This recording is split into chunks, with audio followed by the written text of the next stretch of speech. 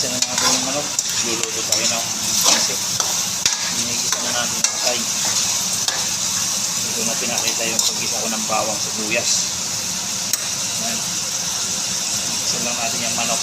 Tapos ito yung gulay natin. Ayan, gulay natin. Tapos ito yung pansit natin.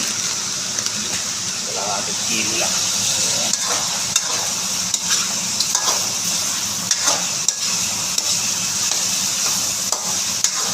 Mabilisan lang to kasi wala akong videographer. Ayan lang ay ilagay na natin yung gulay. Mag-isa na.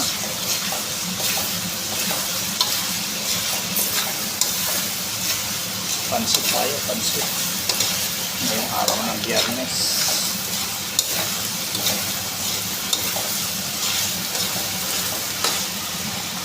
Pwede na yan. So yan lang ay, naigisa ko na yung gulay. Yung ano naman, sabaw.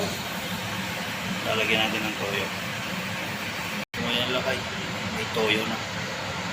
Pakuluan na lang natin. Lalagyan na natin yung pansit.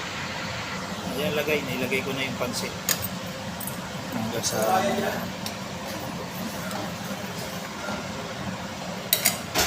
ayan na lakay yung pansit namin. Ayan na o. Ayan. Nahalo na. Ayan.